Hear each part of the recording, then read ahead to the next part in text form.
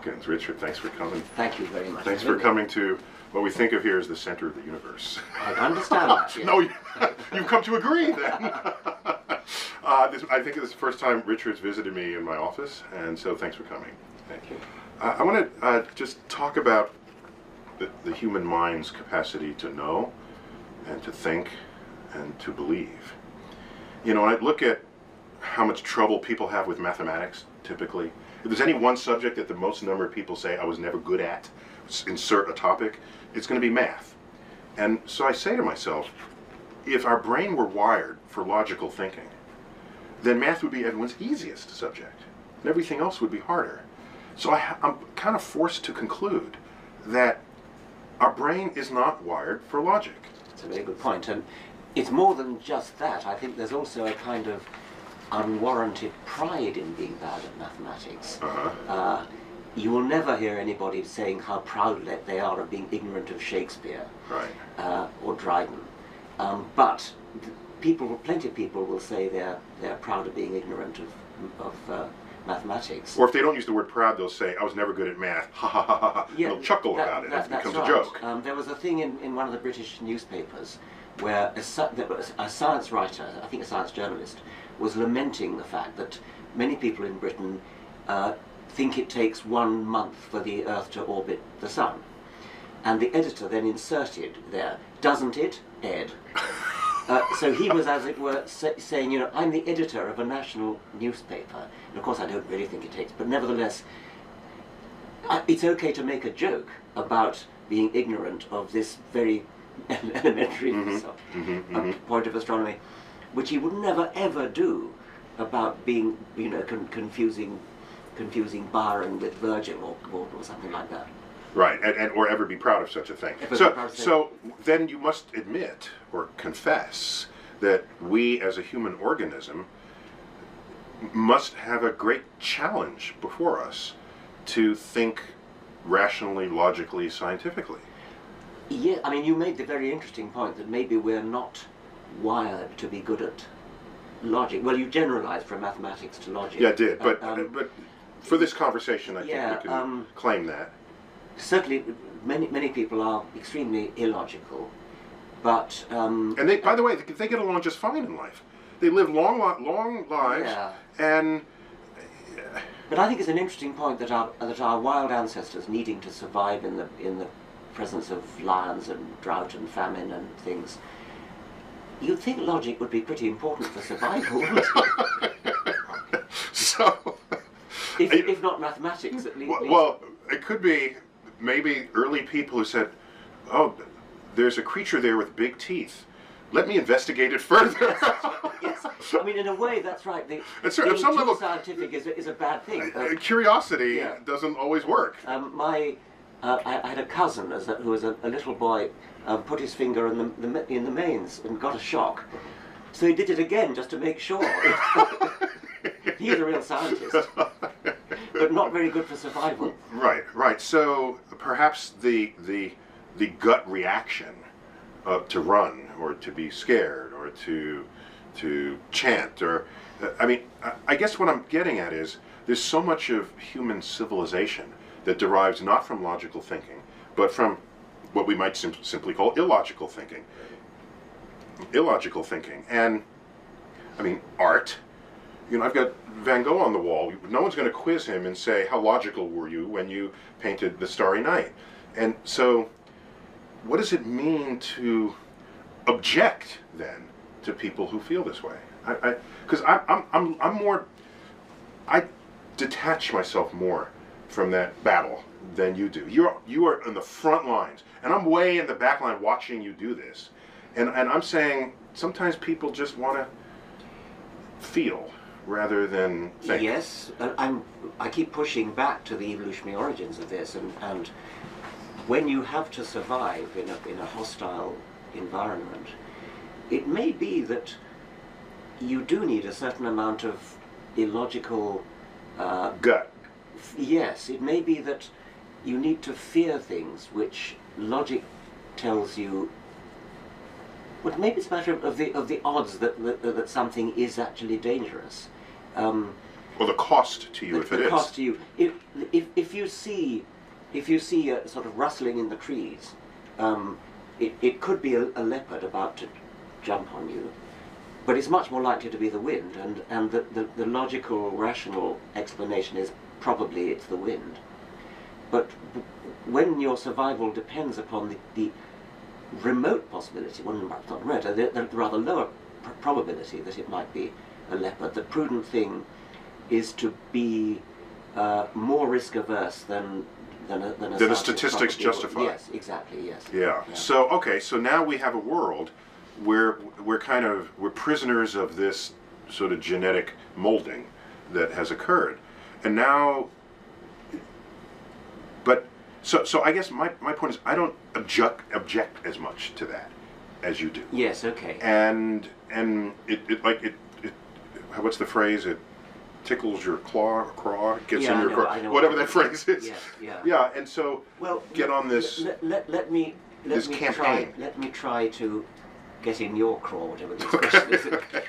Go on, bring it on. A former professor of astronomy at Oxford told me a story of an American astrophysicist who... Now, I am one of these folks, so I would know these names if you mention them, unless they're suppressed. He didn't tell me the name. Okay. And this man writes learned articles in astronomical learned journals, mathematical papers, and the mathematics is premised on the belief that the world is, that the universe is between 13 and 14 billion years old. Mm-hmm. And this man writes his papers, he does his mathematics and everything. He privately believes the world is only 6,000 years old. Well, you may be tolerant of that because you may say, well, as long as he gets his sums right, as long as his paper is well... The research paper, yeah. Mm-hmm. Fine. I would say that man should be fired. He should not be a professor of astrophysics in an American university. And we might differ about that because you might say, his private beliefs are private, they're nothing to do with me. If he does his astronomy right, then that's okay. Yeah, I agree with you that that's how I would react. Yeah, what he does at home on Sunday, that's his own thing. But if it doesn't enter the science classroom, then I don't care how he thinks or what he believes. Let me take an even more extreme example, which is fictitious in this case. Imagine that you were going to consult a doctor. And I make him an eye doctor because they're sort of, above the waist. But you happen to know that he privately doesn't believe in the sex theory of reproduction. He believes that babies come from storks. Okay. I wouldn't go to that doctor. I'm guessing you would not go to that doctor. Yeah, but I've met plenty of people, especially in America, who say it's none of your business what he believes below the waist.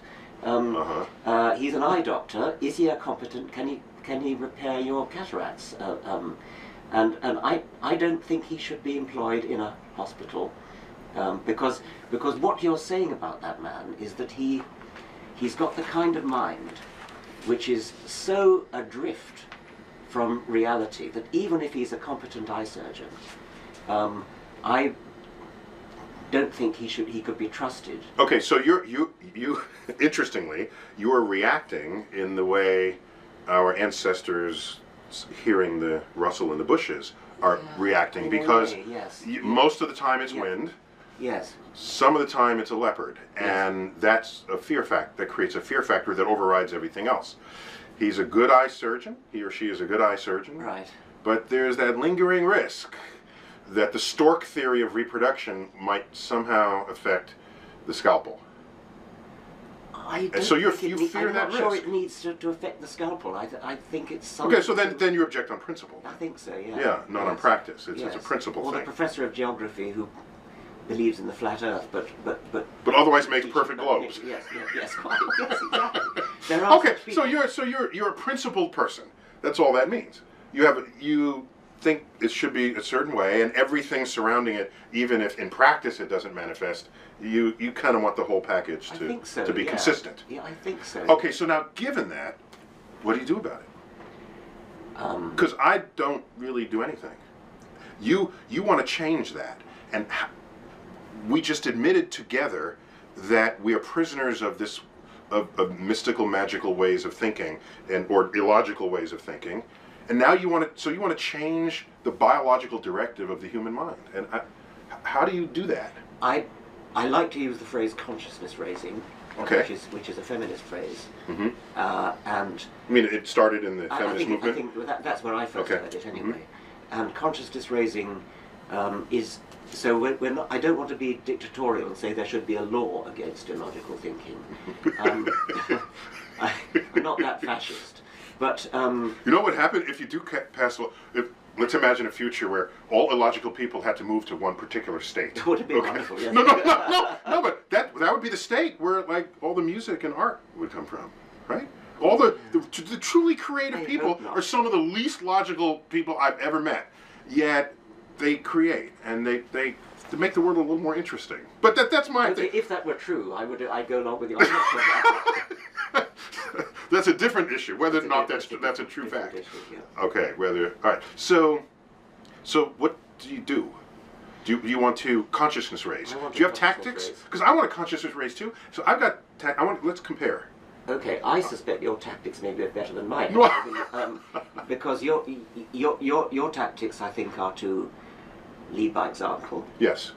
To practice logic, practice science, expose the wonder of science. I like to do all that as well. In fact, your book has the word wonder in it. Yes. Your memoir. Yes. Remind me the name of it. An appetite for An wonder. appetite for wonder, which any scientist has, and which most people have, I think. Yes, and actually it's the subtitle of another of my books, Unweaving the Rainbow, and the subtitle is something about an appetite for wonder. Mm-hmm, mm-hmm. And that book, by the way, Unweaving the Rainbow, is my attempt to join poetry to science. Okay. The phrase, the title comes from Keats's attack on Newton for unweaving the rainbow.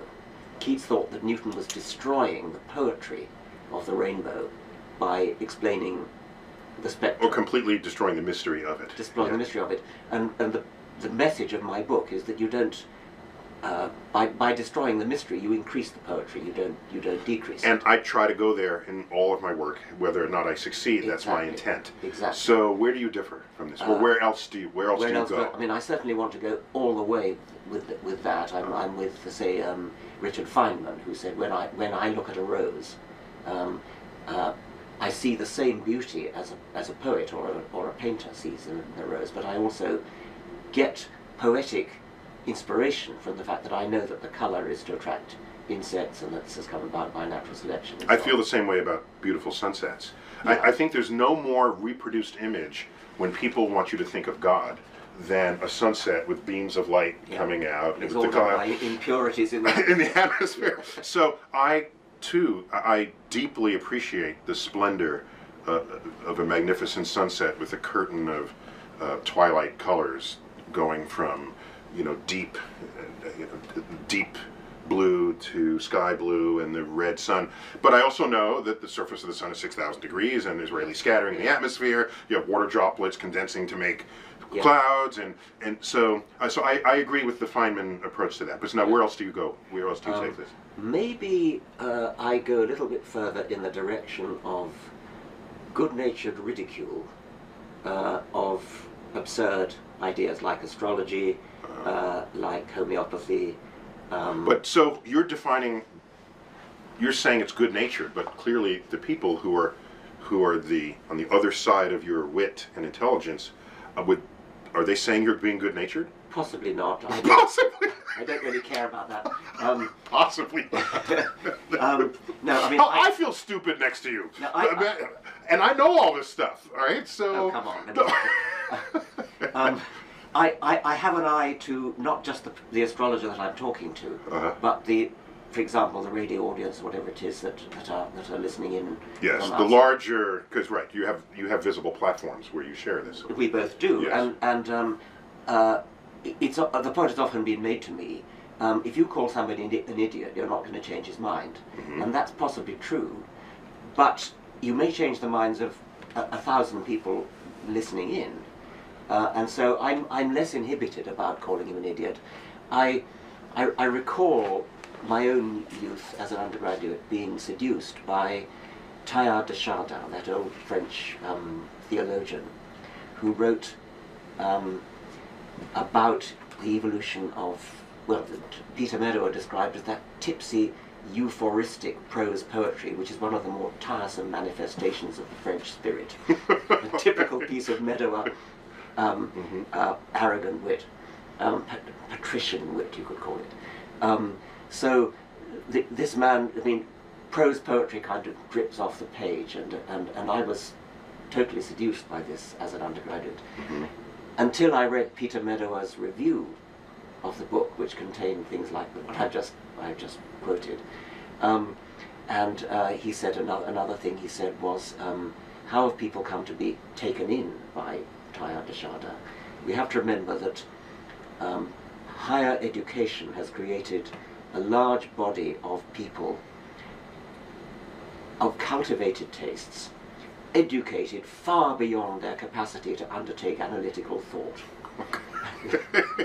And I was being, in effect, Meadower wasn't talking to me, he wasn't saying I'm an idiot, but as an undergraduate who had been fooled by this man, I took it as being, I'd been an idiot, I'd been fooled, I'd been taken in, I'd been seduced by this persuasive bullshit. Okay, so, but it means you read something else more persuasive than that original That's document. right, but I didn't mind being told I'm an idiot. Okay, but you didn't have to agree with that next level of analysis. You could have said, this person doesn't know what they're talking about, this writing is beautiful. And for example, let's go back to, when was it, when was William Paley's book? 1802. 1802. What is it, Natural Theology. Natural Theology. Yeah. This is, I own that book, and I've read it, or most of it, and he's making strong arguments for design in nature. And I guess this is the first example of the watch. The watch in the wild. If you, in the forest, and you find a watch, it has a function, a purpose. And my favorite rebuttal to that was, I first heard from Carl Sagan, who had said, sure, if you find a watch, people had thought about a watch long before that. So there's a whole, and there are watches that were not so good as this one. There's actually an evolution of watches before you get to the pocket watch. And people saying, if you look at a Boeing 747, someone designed it. Well, look at the history of airplanes. Look at the ones that crashed. Look at the ones that were not that big, that couldn't hold people. And so, in fact, there were a lot of fits and starts in even things humans design, as well as the fits and starts in evolution. But my point is, if I don't know who to believe yet, and I see these reasoned arguments, William Paley is not he's not thumping the Bible at you. He's trying to think this through. Sure. And then I read you, and I have leanings to Paley anyway. Why? What guarantee do you have that you're going to be more effective than he is? Okay, I mean, I dealt with Paley mostly in The Blind Watchmaker, and if you read what I actually said, I said Paley makes The Blind Watchmaker, one of your books. Yes, sorry, yes. Paley makes an excellent argument. It's well argued, well put, and articulated. Well articulated. I have every sympathy with Paley's argument because he lived before Darwin, and I said. It's an excellent argument, but it's gloriously and utterly wrong. Now that's not ridiculing, that's actually dealing Paley a great deal of respect. In the day, yeah. Yes, and saying it's not Paley's fault that he was born before Darwin. And that Paley understood the problem and would probably have been very impressed if he'd read The Origin of Species when it came along. So who is Paley today? Is it you? Or is it someone who would still be thinking what Paley wants to think? I think somebody who still wants to say what Paley tried to say is benighted now because now he ought to know better. Okay. Given how he posed his arguments, you have confidence that in modern times he would have said, "Hey, that was flawed." I would like to think so.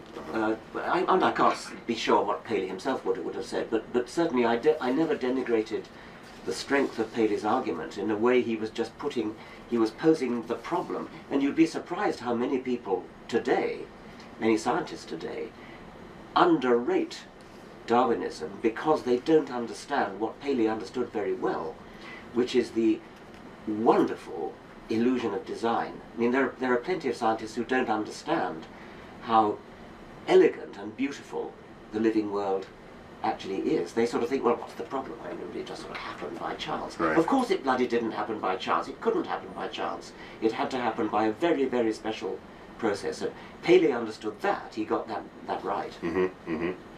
In fact, even in my field, Fred Hoyle, who is famous for criticizing the singularity origin of the universe and derisively called it the Big Bang, yes, which we still use today.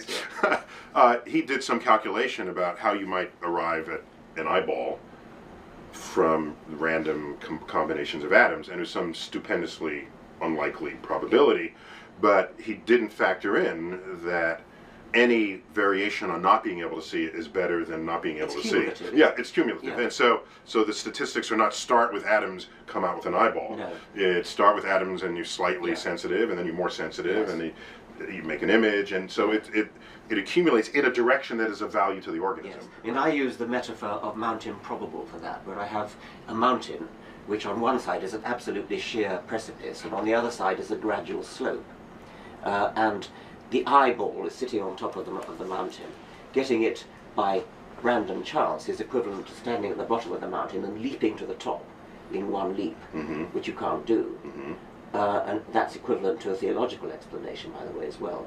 But if you go around the other side of the mountain, you've got this nice gentle gradient, and you just walk step by step by step by step, where you get increasingly complex and increasingly beautiful eyes until you get the vertebrate eye. Interesting. Which still has revealing flaws, right, but it's nothing like jumping from the bottom to the top of the precipice. In one leap. And so many people think that evolution is about jumping from the bottom to the top in one leap, yes. Okay, so when you have the conversation with the individual, knowing you have a platform, even if the individual is insulted, or feels bad, or feels stupid, you're relying on the fact that there's some other people that were perhaps on the fence who could be swayed by your arguments. Yeah. So for me, I'm more the one-on-one, I guess. I want to have the one-on-one conversation, and the eavesdroppers are imagining perhaps themselves there. Yes. And that's if I want to call it a tactic, I'm feeling the one-on-one. Yes, okay. More than I'm feeling the audience. You have an even larger, you have a very huge audience, and I know you got some stick for some of the things in Cosmos. Yeah, we were blunt about some very basic facts there. Yes. More blunt in that context than I ever am one-on-one. I mean, that was a collaboration. Yeah. The script was written by Ann Druyan and Steve Soder, a colleague of mine, 2 offices down. Yes. And so that was a collaboration, so I went places tactically that I wouldn't normally go just as an individual. Well, I think you were right to do so. But I endorsed it all. I mean, I did it because I agreed. But tactically, it did rub people in ways that I wouldn't normally have rubbed them. Do you mind that? I mean, think of... Well, then I needed to spend time dealing with the fallout from it, so it took some effort responding. But you got, I mean, this was on Fox rather than PBS. Yes, it was on Fox. Yes. It was. There's no bigger place to put science than science on Fox in prime time on a Sunday night. Yes. But you noted correctly that tactic got some people angry, but not people you need to respect. I mean, no, but I respect what everyone can be. I mean, I like hearing why people. Can I give an example? Yeah. I'll give an example. And how would you have handled this case? All right, I have a relative, right, whose father died. Okay, so he's my cousin. She's the nephew once removed. All right, she's the niece once removed. She's alone in the room with her father. The father is dead in a half-open casket. She reports to me. This is weeks later. By the way, she's a real estate agent, all right, and majored in accounting. Okay. So this is all right. All right. She said her father sat up and she had a conversation with him. And I said, well, what transpired? And he said, don't worry, I'm in a better place. And she said, I'm glad, we're sad you're gone, but I'm glad to hear. And so that was a conversation. She said this flat-footed, conveyed this conversation to me.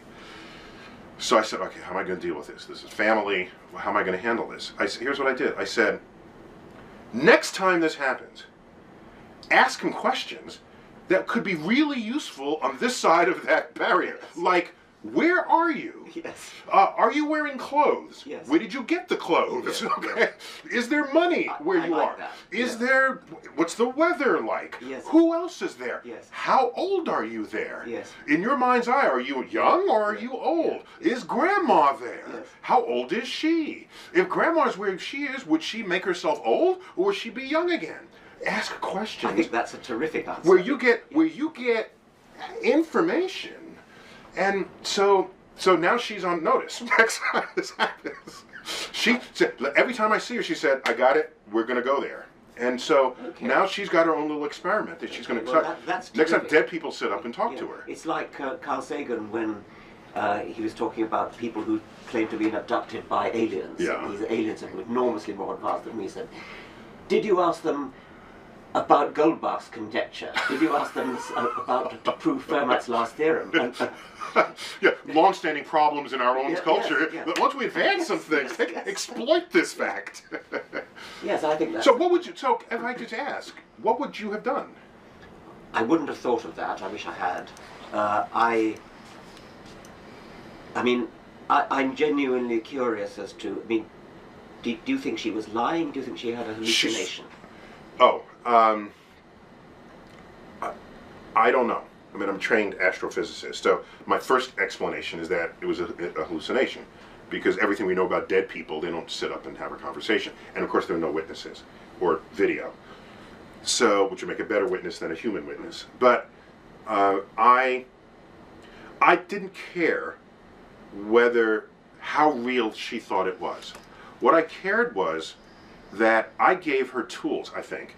I gave her tools so that the next time this happens, she can separate an objective reality from what might have been in her mind. Yes. And then she arrives at that conclusion herself, not by me telling her she's hallucinating. I think that's terrific. I mean, if she was still grieving and still mourning, then I would have been inhibited in saying you were hallucinating. Out of sensitivity. Yes, out of sensitivity. Okay. And so there's a soft side to Richard sure there is. Yeah, let the record show Richard.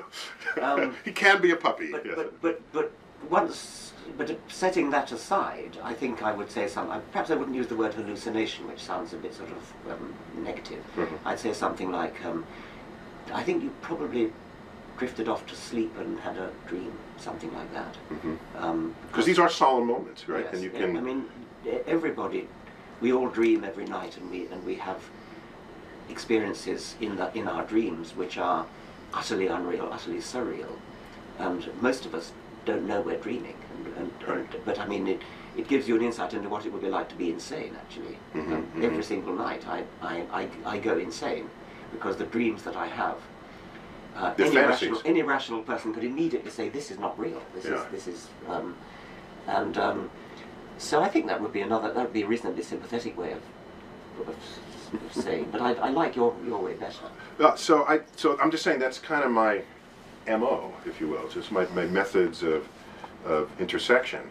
And so if I were to broaden this to a more culturally present, as you might call it, delusion. The God delusion. Yeah. I don't really care how people think or feel about deity, about it, and I value the concept of a free country. And in the United States, I think, unlike England, in the United States, of course, there's no mention of God in the Constitution, the very document that established the country and that protects people's rights to worship whoever they want without the government asserting this, because there's no place the government can draw from to tell them who they should worship. But that's constantly under threat. Perhaps, right, but really is. At this moment, you're right. Okay, so what really solves that one is someone says we want to Christianize the Constitution or whatever, but you can say the value of this is suppose you get outnumbered by this other religious group. And then they want to Muslimize the Constitution, or Judify the Constitution, or Buddhify the Constitution. Would you want that? And they say, no, no, no. Well, this is the way we protect everybody. So I value freedom of thought, of action, provided it doesn't infringe on others. So I start there, and from there I move forward, and I say,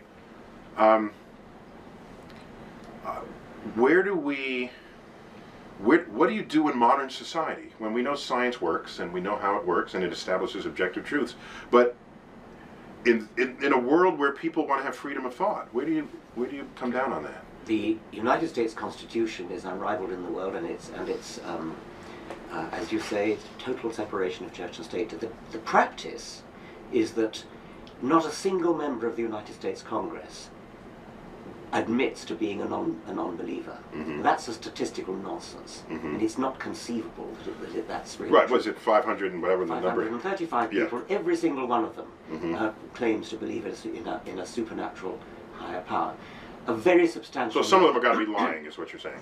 Some of them have got to be lying, so that a substantial number of our elected representatives in this country. And you are a British citizen visiting America. Yes, right? I'm speaking from outside, but it's very sad that you are represented in this country by people who are manifestly lying mm-hmm. and are forced to lie. I don't blame them. They're forced to lie because otherwise they won't get re-elected. But you also sound surprised that a politician lies. No, I mean, okay. I mean, reality check. Okay, let's be cynical. Okay, of all the things they lie about, it's just one of them in the list. It's just one of them. Mm-hmm. But it's very sad that they have to lie about their innermost beliefs, and they have to put on a mock sincerity, and they have to say, God bless America, with mock sincerity.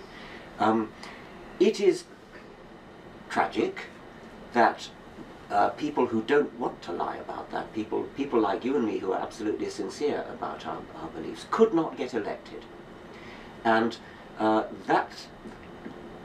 think you're painting a too rosy view when you say, well, the Constitution protects. Okay. The Constitution may protect, but the legal system, in practice, the Supreme Court doesn't always. So what you're saying is the line that says there shall be no religious test for office of yes. the president, that may be true legally, but in practice there is a religious test. Exactly. Yeah. There most certainly is, and the voters impose that. Yes. It's their democratic right to do so. But don't you feel the urge to get up and persuade the voters? Look, you're imposing a religious test which is unconstitutional. You don't realise that the atheists, the agnostics, the secularists who seek office are excellent people in many cases. They're people like you. They're people that you would enjoy having a drink with. They're your friends. But they don't admit to their beliefs because they know they won't get elected if they do. Don't you feel the urge not just to persuade the legal system, but to persuade ordinary voters that they're barking up the wrong tree? They've misunderstood. So let's help me define this. So we have atheist, which I think is what generally understood what that would mean. In its simplest terms, it's a theist. You have no belief in yes. in a God. You don't necessarily positively deny. You don't say, I know there is no God. You say there is no evidence for it. And so and secularism as a movement, how would you sort of Well, I understand frame that the definition may be a bit different across the Atlantic. Across the pond. To me, secularism means exactly a separation of church and state. So you can have a deeply religious secularist. In Britain or in India, you could. But it may be that in America the word secularist is understood differently, and that's fine. I mean, words do shift their meaning a little bit. Mm-hmm. So I don't know about the meaning of secularist. I think the word atheist has problems of sheer association. Mm-hmm. I don't know, you probably know the story of Julia Sweeney, the comedian who did... Well, I know the comedian. What's the story? Okay, yeah. She did a She's from Saturday Night Live, decades ago. Yes. Okay. She did a wonderful sort of one-woman monologue on stage called "Letting Go of God," which was the story, her own story, of how she escaped from her own. I think I heard of this, but I never saw it. Okay. Well, there are some lovely moments in it, like when she first heard a still small voice in her head saying, "There is no God. There is no God. My God, there is no God." My God. Well, maybe I made that last bit. I don't know. But then, why? You know, how does the Earth keep going round the sun? And oh yes, there's Newton's laws. But then towards the end, she has a wonderful story about how it got into a newspaper that she'd become an atheist, and her mother read this, and her mother rang up in a panic and said, "Well, I don't mind you not believing in God, but an atheist." Okay. So that's one of the problems we're up against. Okay. Whether that comes from McCarthy, whether that means that's because atheist was in the 50s synonymized Was associated with communism. Yeah. I don't know, but anyway. Which is why we ended up putting God on our currency. In the 1950s. Yes, yeah. and it's in the Pledge halls of of Congress, in God we trust, yes, and in the Pledge of Allegiance. So it may be that the very word atheist needs to be on public relations ground a casualty, and you can substitute non-believer or unbeliever or secularist. Yeah, I can tell you that just in my life, there's been sort of a land grab of me by atheists to claim me as an atheist, and I've spoken on this in some various videos. My great objection is not simply whatever the definition of atheist is. I just don't want a title. I don't want to be labeled on the grounds that if someone comes to me expecting that I fulfill a title or some label, as I should say, then they will presuppose they already know my arguments in advance. And I'd rather they hear me from scratch and hear me build an argument and a conversation, and then we build it together. A very subtle point I'll just insert here. When I taught in college, I taught at a transition between when you had sort of transparencies that you could write on or you can pre-prepare them, and some professors would just slap on a fully laid out transparency and there were all the notes and they would speak to the notes. As opposed to building it up. As opposed to building it up. And I said, no, if you do that, they'll just it's like they'll just copy. Whereas if you draw the first part of the diagram, here's an axis of temperature and here's time and then you assemble the ideas together. And it's way deeper understanding of what's going on. That's a very good didactic point for actually teaching. I'm not sure it applies to what you were saying before about being labeled. I mean, you wouldn't... No, it does in the conversation. If you don't know anything about me, you have to learn it from scratch. If you were known to be a rationalist, for example, I mean, if you were known to be a realist, if you were known to be somebody who bases his conclusions on evidence, right? Would you feel the need to hide that label on the same grounds? In the sense that someone coming into the conversation may be defensive in advance. They may have a posture in advance. They might try to line up some arguments in advance, and it denies the purity of a conversation that could have happened. The sincerity of a conversation that I value in a one-on-one encounter. That presupposes you've got time to develop. Yes, it does. Okay. Yes, it does. Well, I think I would be the same. I mean, if I were going to have dinner with somebody, but I wanted to persuade her that my point of view, I don't think I would say, right, I'm an atheist. Okay. I think I would develop the thing step by step, develop the transparency one step at a time, kind of thing. But if I were living in a country where it was impossible to get elected, if you had that label, I think a little bit like gay pride. I mean, I think it's like standing out and saying, I'm gay, or I'm not gay, but I believe in gay marriage, or something. But like I think that. part of the difference there is, and I think I've got this right, in the secular movement, there's an urge to get more people to think that way, or to be that way, on the grounds that you have a better society for having done so, or a more rationally deciding society. I don't know a single gay person who has an objective to turn everybody gay. They just want themselves to be respected for what they are, but they're not trying to make everybody else gay. And that's different from, such as in the book The God Delusion. There's no book, you know, the straight delusion. We're the right way to be. So to me, there's a difference in objective between the gay movement and the secular movement, if you will. Yeah.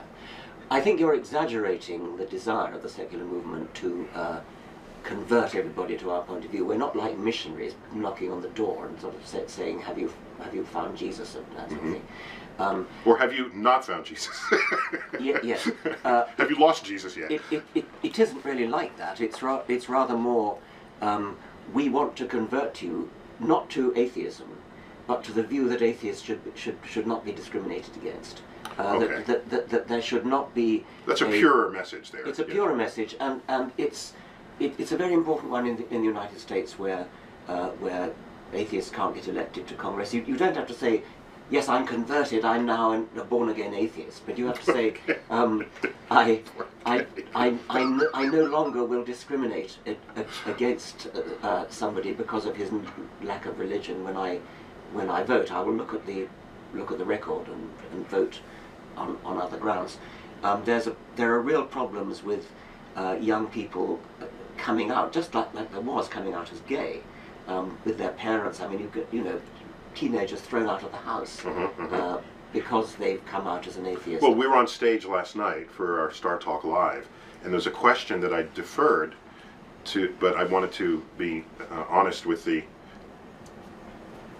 We were on stage last night, and during the Q&A, someone came up and had a very long-sounding question. I deferred my answer, your answer to his question, for this interview, and he said he early on in his life he became an atheist, but then when he notified his parents, they were shocked. Yes. Damn near ready to reject him, disown him.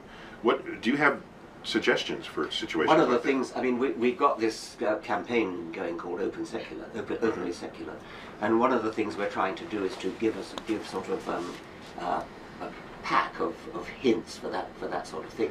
But there's an amazing. It's like, how do you know if you're secular? Yes. No, I mean, how do you break it to your parents if they're and it's very similar to the problem of breaking it to your parents you're gay.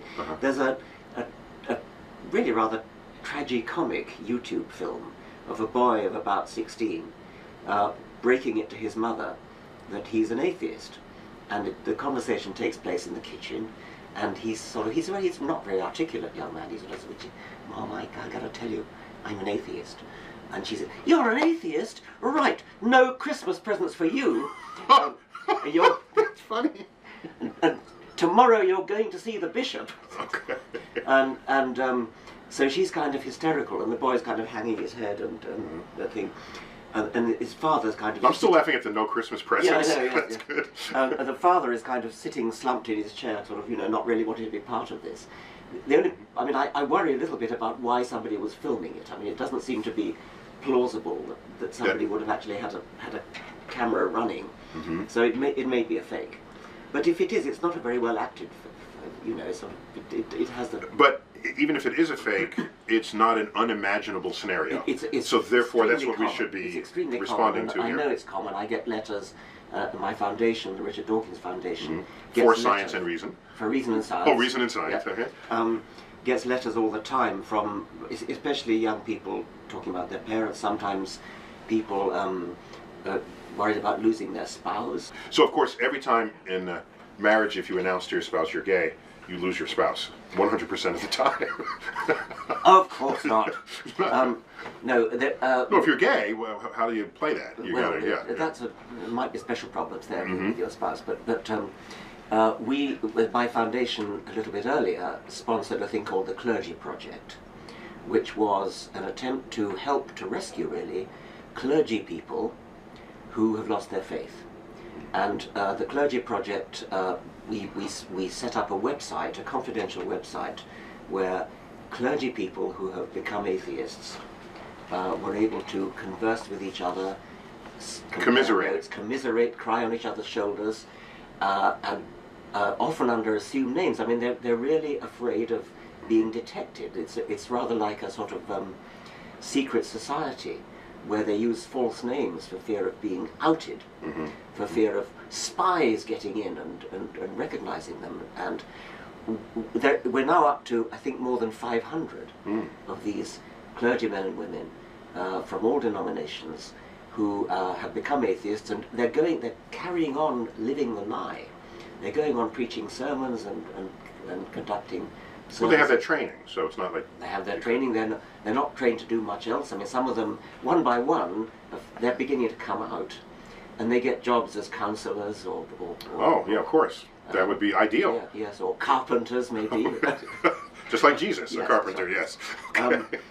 But it's only a trickle coming out at the moment. Mm-hmm, But I felt it was. I mean, originally my original plan was to try to raise enough money to give them scholarships for retraining for other professions.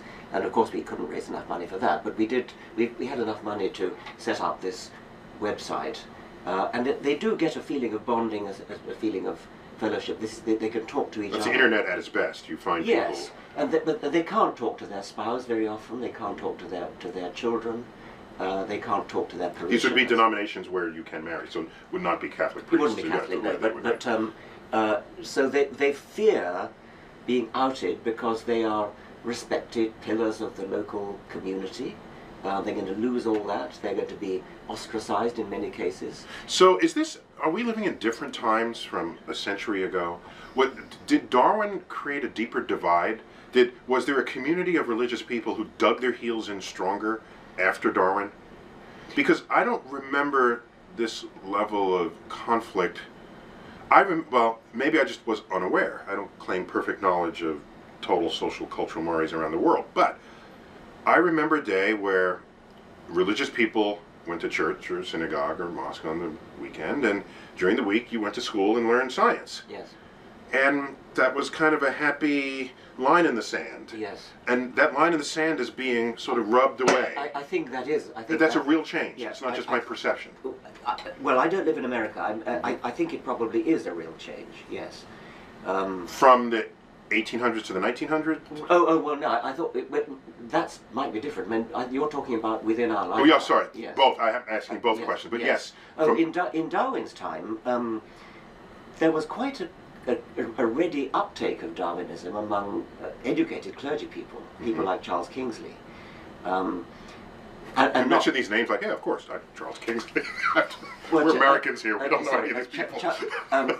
Charles Kingsley. I just like you've got all these names, and they must be basic knowledge to all. I don't know American cultures. Brit-educated people, right? Right. Charles Kingsley. We know Kim Kardashian, and you know. Okay, go ahead. No, I didn't know any of that. And we know her buttocks. That's what we got here. All right. Charles Kingsley wrote a book called The Water Babies, which is a famous children's book, and he was a clergyman, I think, and he was a friend of Darwin, and he immediately adopted evolution when The Origin of Species came out, as did quite a lot of other clergymen. Other clergymen didn't, and famously the Bishop of Oxford, Soapy Sam Wilberforce. And they would draw him as an ape, a hairy ape. Yeah, yes. Yeah. So they focused on the ape aspect rather than on the more general, the total evolution of life. And I think you're probably right that when you were a boy at school, it was church was something you did. So yeah, and that was respected and sacred, and the rest of life was the rest of life. But it does appear to be a real phenomenon that people who are not religious in America today are in danger of being ostracized, and this is not true in places like Silicon Valley, where I've just been. I mean, I kept meeting people in Silicon Valley who said, well, what's the problem? I mean, I'm an atheist, everybody knows I'm an atheist. But they live in Silicon Valley. Yeah. They don't live in the prairies. How about the UK or Europe in general? It's very atheistic, isn't that correct? Yes, and paradoxically, many European countries have an established church, and that may be no accident. It may be that the established church makes religion kind of boring. It's sort of whereas in America, religion when is you have choice of religion, free enterprise, choice. Yeah. And you advertise your mega church. And I can follow the preachers I like. Exactly. And then you go to this church rather than that church. And that's in fascinating. Britain, people don't go to church except to be married and buried. And when the brief time I spent there while we were filming Cosmos, that's when I learned. There's this thing called the Anglican Church. Yes. But it's an administrative entity practically, and beyond that, nobody goes to church. It crowns the monarch. And that's it. Yes. And then it's done. Yes. And the rest of Europe is. I think Europe is very variable. Poland, for example, is almost exclusively Catholic and rather loyally so. Scandinavia. Not so much. Scandinavia, they more or less totally dropped religion, except for Islam, incidentally. Islam in Scandinavia. In Scandinavia. and I think France and sort of the traditionally Catholic countries, France, Italy, Spain, there's a very strong anti-clericalism. But I don't know very much about Europe. But I do get the impression that, it's more than an impression, that America, the United States, stands out like a sore thumb for its religiosity. You have to get more or less right over Europe to the Middle East before you start getting a similar preoccupation with religion. Now, if we go back in time, essentially every famous scientist pre-20th century is religious. Galileo is religious. He's a devout Catholic. Newton was Anglican, but he objected to the Trinity, I guess. He had some issues. So it's not uncommon to have religious, strongly religious people in modern times cite the religiosity of scientists of the past. And if you look at the numbers today, I haven't checked the very latest ones, but when I last did check, in the United States, it's as many as a third of practicing, publishing scientists would claim to be religious in the unambiguous way where you ask, do you pray? Yeah. To have a all-powerful being intercede in your daily affairs. So you can't then say being religious is in and of itself the problem. You'd have to modify that argument to say it's when you want to do this with your religion that it's a problem. But otherwise, for all these other people, it's just fine. Okay, let me take that. I think we want to make a big distinction between the historical point and the present day. Sure, I conflated them, I'm sorry. Yeah. Newton, Galileo, pre-Darwin. You couldn't not be religious pre-Darwin. At least, I mean, you could, but you would have to be very, very stalwart in your skepticism. Right. Because somehow, look around the world, it kind of looks almost obvious. This is going to get misquoted. It looks almost obvious that there had to be a designer, and until Darwin came along, who can blame Newton and Galileo? So I'm deeply unimpressed by that argument. By that argument. The 1/3 of scientists in America, that's approximately correct, yeah, by the polls that I've seen. If you move off from scientists generally to fellows of the National Academy, the elite scientists, or in the Royal Society, studies have been done of both the American National Academy and the British Commonwealth Royal Society, almost identical. They're corresponding elite bodies of elite academies of science. About 10%. So that number drops. The number drops dramatically. Now, I've seen you make the point that we still have to worry about the 10%. Well, I don't think I used the word worry, because that was how people wanted to characterize me. But my actual point was, we have people such as yourself out there, making the case to the public. But I don't see you making the case to the third of scientists, our professional brethren. What hope do you have of converting the public, guiding them away from their leading them to more rational ways, when our own scientific community is representing in just that way to the level of a third? Okay. And even in the elite group, that 10% is not 0%. No, that's right. So clearly there's something you're never going to get to. I think that's right. You have to put a little bit of caution on that. If you ask them what they actually believe. The scientist. Yes, ask the scientists what they believe. They may say they're religious, they may say I'm Jewish or I'm Christian. If you actually ask these... this 1/3. The 1/3, and perhaps more particularly the 10%, what they believe, they will talk about mystery of the universe, and they have a sort of reverent attitude, which I have as well, and I think you have. But then if you say, do you actually believe in anything supernatural? You call yourself Christian, but you believe that Jesus was born of a virgin or rose from the dead? Of course they don't. And so you've got to kind of subtract them off, I suspect. You subtract off the Einsteinian... so the Einsteinian is that, Spinoza's God, where if there's a God of the universe that is responsible for laws and things, and responsible for the universe that science observes, but which is kind of untestable. Yeah, I don't think it would even be responsible. I think it was just God is the universe, which is a bit different from thinking that there's an intelligence that started it all. So I think you want to subtract them off. Okay. Einstein unfortunately muddied the issue by using the word God rather freely. And everybody wants to claim him for people therefore want to claim Einstein, rather like you're afraid of being claimed. Well, I just want to make my own arguments. Exactly. I don't want to use somebody else's argument. Einstein used God as a metaphor, and he said things like, what I really want to know is, did God have a choice in creating the universe? He simply meant, is there only one way for a universe to be? Yeah. Or when he said, God doesn't play dice, he doesn't play dice, but he doesn't play dice. He was expressing skepticism of the Heisenberg. Or the phrase, I want to know the mind of God. Yes, that's right. So subtract them off, and then you are left with a few who actually do believe in the virgin birth. And I don't know what to make of them. I mean, I think that they're, as it were, traitors to science. But they still do science, again. But like these... You object philosophically. Like the astrophysicist that I told you about, yes, who I think he's a traitor to science, and well, okay, we've been there already. Perhaps I tell you, I mean, my British foundation, I have a British foundation as well as an American one. Is it the same foundation but separately incorporated? It's got the same name, separately incorporated. We did a survey, we commissioned a public opinion poll, and we chose the very week of the census, which took place in 2011. And the census in Britain actually asks what your religion is, and you have to tick a box that says Christian, Jewish, Muslim, etc., or none.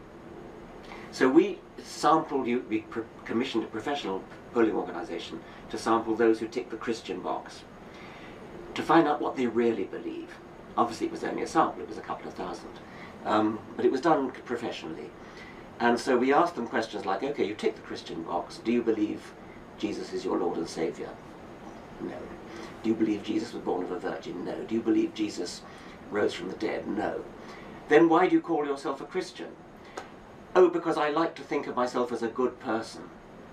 So that's the kind of level that's the kind of level that people will sink to in agreeing to tick the Christian box, to get the label, to accept the label of Christian. We then said, well, you like to think of yourself as a good person. It wasn't sequential, they were all separate questions, but do you like to think of yourself as a good person? When you're faced with a moral dilemma, when you're faced with a moral decision in your own life, do you turn to your religion? Or do you turn to your friends? Do you turn to your cultural background, etc.? That's an excellent question. I want to comment on that in a minute, but go on. Beautiful question. question. It was only about 9% said that of the people who ticked the Christian box who said they turned to their religion, although a majority said that they ticked the Christian box because they like to think of themselves as a good person. So all this is showing really is be skeptical when people tell you that they're religious. Be skeptical when people tell you, I am a Christian or I am a Jew. Especially if they say I'm a Jew, that probably means that they are loyal to Jewish traditions. And in America, generally it means that there's unless they're full-out Hasidic practicing, Judaism is a culture more than it is a religion here in the United States. Which is fine. I was interviewed for the New Yorker magazine, and at some point the interviewer asked, how was I raised in any religion? I said, yes, I was raised Catholic. And that was actually the first time I'd ever said that publicly. I never tried to hide it, just no one ever asked. And I said, but it was kind of like we used to go to church weekly, and then it kind of faded to once a month. Then we became Ashes and Palms Catholic, where you just go on the holidays, and of course we celebrated Christmas. But the real point I wanted to make in this article was that it did not influence in any obvious way any decisions we made, my mother never came to us and said, you shouldn't do this because Jesus is watching. There was no such interaction in the household. But the urge to say in an article on Neil deGrasse Tyson, he was Catholic, but now he's a scientist and lost his Catholic ways, as though there was some big transition that happened. There was no transition. There was no it's not, so I see the urge of people to want to make these associations, but in our household, there was never what would Jesus do. It's what would a rational thinking person do in this situation. Yes. And that's how my whole life unfolded. I think there is also a kind of cultural loyalty which is not so strong as the Jewish case which you mentioned, but especially perhaps in a place like Northern Ireland, which is politically riven between Catholics and Protestants.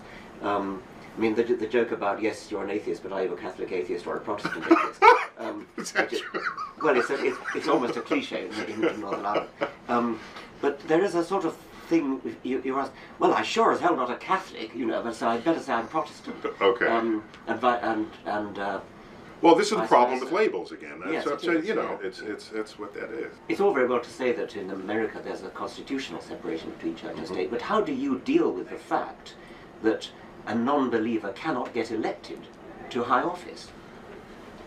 Yeah, the closest I've come to addressing that was on Bill Maher.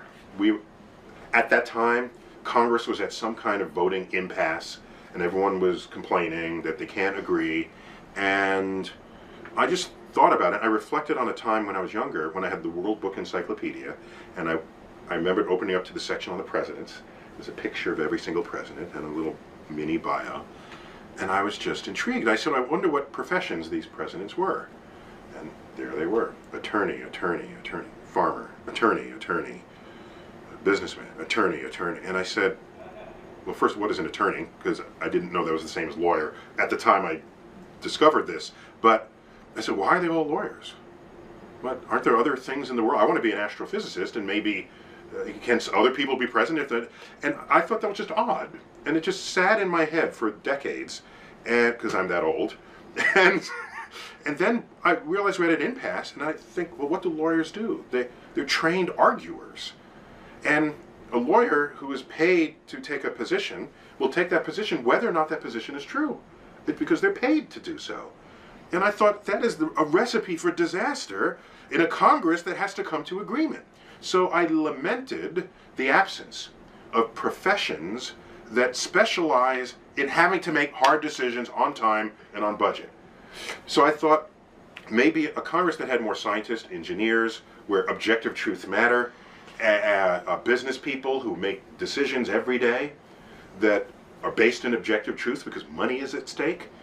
I just felt the mixture wasn't serving a nation where decisions had to be made. And in that context, I didn't care how religious people are. I didn't care whether I wasn't thinking, is it a religious scientist or not, a religious engineer or not? I care about the decisions people have to make and how they make them.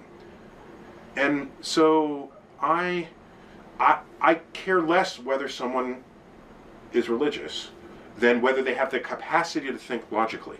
But more broadly, what I object to is dogma being the foundation of governance. And yes, dogma is a big part of religion. But dogma, there's other dogma. There's anything where you think something is true but have no evidence for it, and you want everyone else to think that way, that's dogma. So you're objecting to religion, I'm objecting to dogma, under which you find many expressed. I think I'm objecting to discrimination. I mean, if you heard that nobody would ever vote for a farmer because they had a complete misconception about what farmers are like, wouldn't you? Okay, so you want to educate people. I want to educate people. I mean, if a gay person could not get elected. All right. Okay. So I guess I discovered two variables there. So one of them is I want people who know how to make decisions in Congress, and I'm sorry, but I don't count lawyers among those who can. When you have two scientists, if we disagree, it's because one of us is wrong, the other is wrong, or we're both wrong, and we both agree with that fact that those three possibilities exist, and that we both are waiting for more or better data to resolve it, so that we will one day agree and then go out and have a beer. Lawyers don't. It doesn't happen that way. Anytime I've seen lawyers in conflict. All right. So now, with regard to can anybody become president? If most of an electorate, what's the number in the United States? 90%? claims religiosity. It's not as high as that, actually. But it's more like... What, 2/3? Maybe 70. 70? Okay. Oh, no, so it maybe, because the fraction of people who disassociate from organized religion is growing. Yeah. So you fold them in, Yeah. you get 30% of them. All right. But if most districts, voting districts in the country, have a majority of people who are religious, why should you not expect that they elect religious people to represent them? No, I'm not surprised at that. But what you should be surprised is if you go to Silicon Valley, where everybody is devoutly atheist, and they elect a religious person. Then you say, this is your district. It's time to vote someone in who isn't. I don't think... They do have the power. We don't have to say that the person elected should have the same beliefs as their electorate, but the electorate should not... That's kind of what representative government no, is. They should not be prejudiced. They should not say, I will under no circumstances vote for a gay person, or I will under no circumstances vote for somebody with red hair. Okay, so that was true until you had gay communities that then elected representatives who could speak their case. The earliest good examples of that, the mayor of San Francisco. Okay, so then you say, okay, the city didn't collapse. You know, then it's by example rather than by... So what you need is, go back to Silicon Valley, if it's as atheistic as you say. I haven't ever hung out there. Time for them to elect a representative who's atheist or secular or any combination of the two. That person then goes to Congress and leads in ways people say, hey, I like that. That's a good idea. And realizing that idea could not have come from other people because their brain isn't configured that's that way. great. I mean, I would love that to happen, and I'd like to help that. You can't go to Utah and say, elect someone who's not Mormon. They all went there so that they could have Mormon representation. But the black female who just got into Congress, I'm told, is Mormon. Yeah, but from Utah. You can fight prejudice without it doesn't. I mean, it'd be nice to do it that way and have somebody elected, and I'd like to see that happen. But there is rampant prejudice which is based upon misconception, and what we're trying to do is to remove that misconception by showing people these little video things we're doing, showing that atheists, non-believers, secularists... These are the people outing themselves. Yes, they're outing themselves, and they're nice people. They're nurses, they're doctors, they're bus drivers. They don't have two horns and a tail. I mean, you'd be amazed at the... you'd be amazed at the misconceptions that are around. Mm-hmm.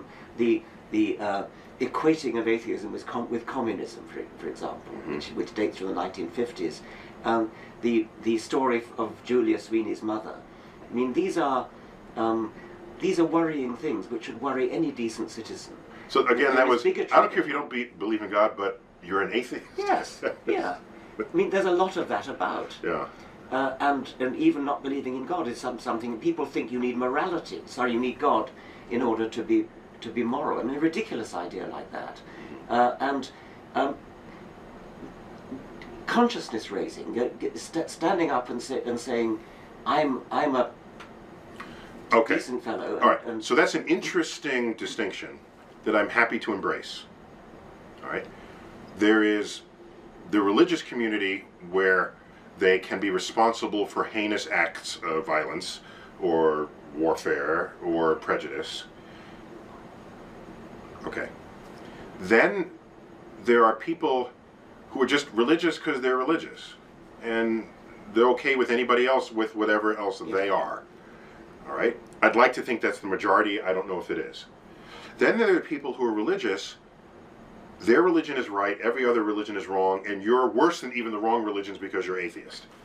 They're the ones who don't really understand where morality comes from, and so these people need to be educated, no doubt about it. Yeah. And if they're educated by example, where they learn that their best friend comes out as secular, that's interesting. That's how we learn.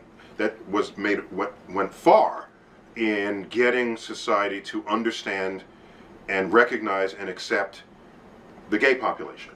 And in fact, you've seen the statistics. The percentage of you've seen the statistics. If you look in the age spread of who endorses gay marriage and who doesn't. So the younger is the demographic, the more open they are to this, because they all have friends who totally are open about it. And the people 60 and over, none of their friends ever admitted to them that they were gay, because you know they're there. We got the numbers are real, and they show up in every generation. So maybe it's just slower than you want it to be. It's great to have friends doing that, and that's very important, of course. But any advertising person knows that a role model. I mean, you're a role model, but big time in America.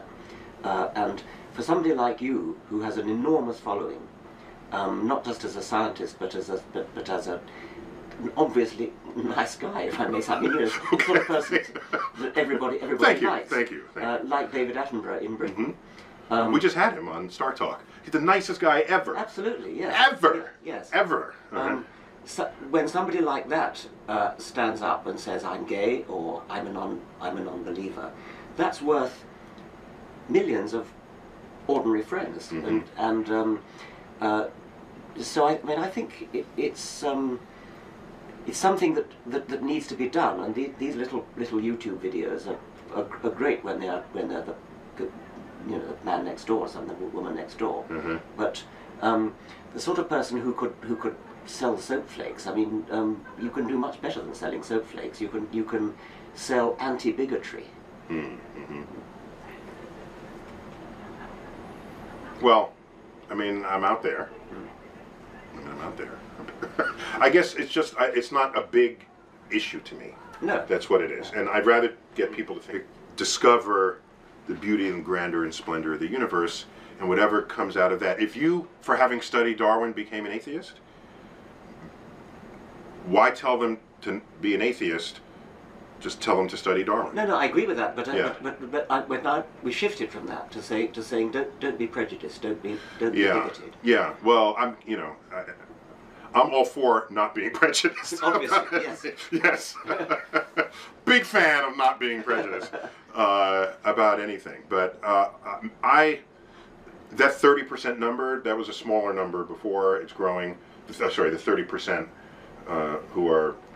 I think that 30% may be of the younger demographic. I think it might be 20%. So it's even higher. I see. No, I think it's skewed by the younger generation. But even 20% is a high percentage. But that can shift elections completely. Yes, but and in a way that the Jewish vote can shift elections, but whereas the numbers are much smaller. Much smaller. Yeah. They're way smaller. Yeah. The fraction of the American population who is Jewish compared with the fraction of the American population who is non-believer. Non-believers is the... And yet the non-believers are manifestly failing at shifting elections. I mean, we can't even get a single member of Congress. Right. Well, I still would rather just have no label at all. The only ist I am, as I said, is a scientist. Yes. And beyond that, have a conversation with me, as we just did. Yes. Well, good. I mean, two. And last thing, just to get the current events value of this. The Pope came out. Pope Francis came out just a little while. The Pope came out just a few news cycles ago, saying what I thought were quite forward-thinking things about the role of science and discovery and the role of Catholicism relative to it. I think a lot of that had already existed in some way in Catholic doctrine, but the press made a very big deal of this. And did you have a reaction at the time? Well, I think they made a bigger deal than necessary. I mean, Pope John Paul II said exactly the same thing. Yeah. And Benedict was not quite so vocal about it, but he didn't. So they're there in some way. They have no problem with evolution, and even Pius XII actually didn't either. But because what we did, I was on a panel for the I was on a panel for the National Academy of Sciences to create a committee to create a document titled Evolution versus Creationism. And it was a document for educators. Resources. Here's how you teach it. Here's how you can show where creationism, religious creationism fails and how biological evolution succeeds. We made great efforts to create an appendix in the back that listed every single religious organization that was just fine with evolution. And there's like a council of bishops, or there's some organizations out there. So I want to pose a question back to you. That exercise of making this document is not telling people to not be religious. It's saying, here's evolution and it is objectively true, fold it into your religion or not, but this is all we're trying to tell you to do. Whereas other things you've done professionally, God delusion and others, are arguing against religion entirely. Whereas our document just said, here are religious organizations, they're with us on this. Yeah. That's a very important thing to do, because an enormous number of people actually... They're influential. And yes, but lots of people think that that in order to believe in evolution you've got to give up your religion. And their pastors, their priests, bear responsibility for that, and so it is a very important message to get out there. Sometimes I feel a little bit unsatisfied by that. I think that there is something deeply unscientific about religion, and there's something deeply unscientific about Van Gogh's Starry Night. Yeah, no, but I don't. That's that's different. That doesn't. Well, that's why that sentence doesn't come out of my mouth. The thing that's deeply unscientific about religion is that it's. No, all right. Let's not say unscientific. It is a scientific theory that there is a designer of the universe. It's not something outside science. It affects your scientific view of the universe, if you think that there is. And having said that, it is important to disabuse people of the illusion that you've got to give up your religion if you take up evolution. That, however, has a paradoxical upside for me. If people have been told by their pastors that if you accept evolution you've got to give up your religion, we can definitely prove evolution is true. I want them to give up their religion. And so if I can use evolution to get in there as a wedge and say, all your life you've been told that the moment you accept evolution your religion is down the drain, I want that to happen. And so, you say that almost diabolically. Yes, I want that down. But I know I'm in a minority there. Sure. And I know because that's that's an extreme social posture to take. It sounds it, but I think it's highly reasonable. Well, it happened to you. Yes. You converted, if we can call it that, after you learned Darwin. So you see the paradox I'm raising? Yes, I do. That if people like you and Eugenie Scott manage to convince people that there's absolutely no incompatibility between, then I've lost my secret weapon, so to speak. Okay, I didn't say there was no... Okay, let me just clarify anything that I would have ever said. I never said religion and science are compatible. And that's a very common question that I'm sure I get all the time. Are they compatible? All I ever say is, if your religion is making testable claims about the physical world, be ready for the methods and tools of science to show that it's false. If you're not ready for that, then pick another religion or, move to an island. But if you're going to make testable claims, we're going to be all up in those claims. And the history of that exercise is one where science wins every time. Every single time. Every single time. Okay. And so what has happened over the years is the Bible, like the Jeffersonian Bible, where he cuts away all of the miracles and leaves the Sermon on the Mount and leaves the statements that actually have some strong redeeming cultural, social value. And if that's how you construct your religion, I'm not going to get in your way of that. No. I would like to broaden out the testability criterion a little bit, because it may be that you can never ever find a falsifiable claim. You can actually do an experiment to test. However, as a scientist, you also accept plausibility arguments. Oh, I do that all the time. I don't treat it pure logically. Right. Start that again. I think the often repeated comment that you can't prove a negative. Yes. I think that is a very misleading concept. In science, we show negatives all the time. I don't want to use the word proof because that's mathematical. Proof exists in math. Yeah. So for example, if you have a hypothesis that a bear exists in a certain zone, a certain geographic zone, and you know that the bear would have to be heavy, and if it rains, a bear would leave footprints, and bears poop, large poop, all right? And there's there would be evidence of a bear even if you never found the bear. Yes. And if you do not see the poop, you do not see the footprints, even if you drop dust, white dust around. There ought to be evidence. Okay? Yeah. And there's no, and you put it in front of a cave, and you wait for a full cycle of seasons, and there are no footprints. Scientifically, you have demonstrated the absence of a bear. Yes.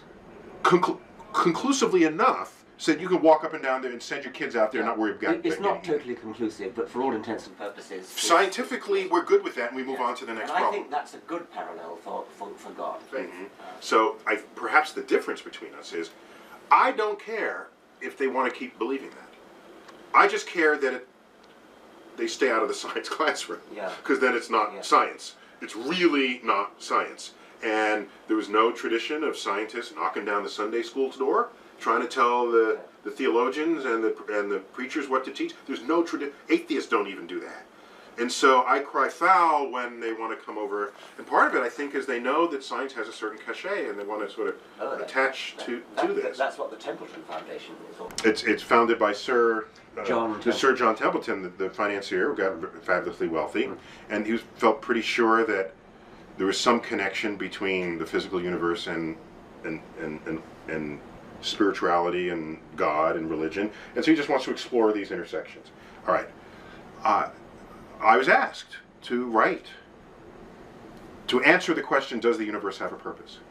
And I was paid for that, and that's online, and I actually read it to script, so that there's like a YouTube video of what I wrote illustrated. But I did take money because I felt this was an occasion for me to tell that audience how a scientist views and the more the money answer you to take, that. the less there is for them to get to you. So Richard, thanks for coming through town. Okay. This is a long overdue conversation, because I think yes. every time I see you, I say, I want to tell him this, and I want to think about that, and get his take on this. So, but it was great to have you here, and maybe we can do this again over dinner, over a bottle of wine, and then more will come out in a different way, perhaps. So thanks again. Okay.